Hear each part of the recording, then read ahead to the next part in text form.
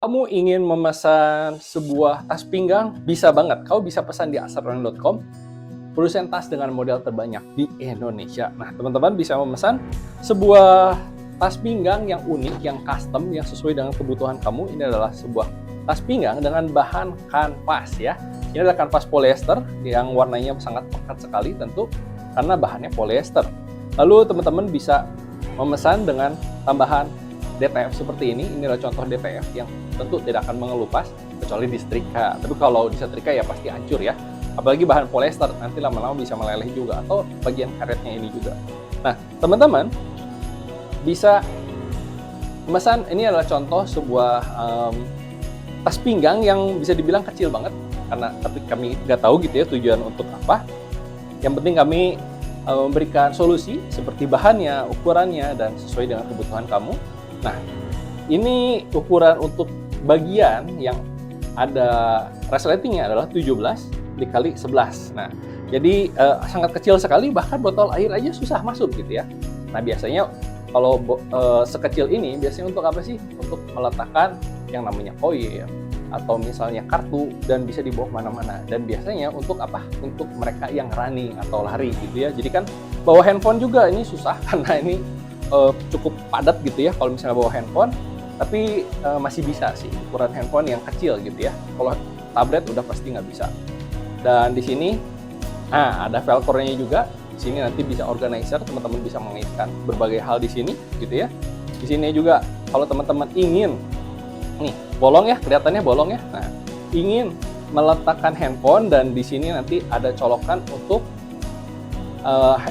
colokan headset gitu ya yang masih pakai kabel. Kalau sekarang udah banyak pakai TWS, tapi kalau masih pakai kabel pun bisa karena ada lubang untuk meletakkan masukan dari kabel headsetnya tersebut.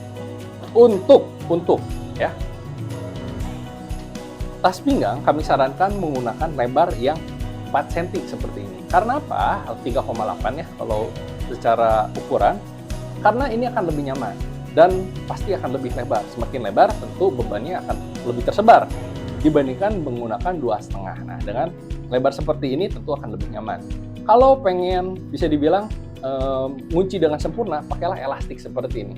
Tapi memang yang namanya elastik pasti ada umurnya. Lama-kelamaan dia akan melar kalau sering ditarik gitu ya. Untuk kami tambahkan, nah ini ada beberapa ring yang nanti bisa membantu untuk menggeser-geser.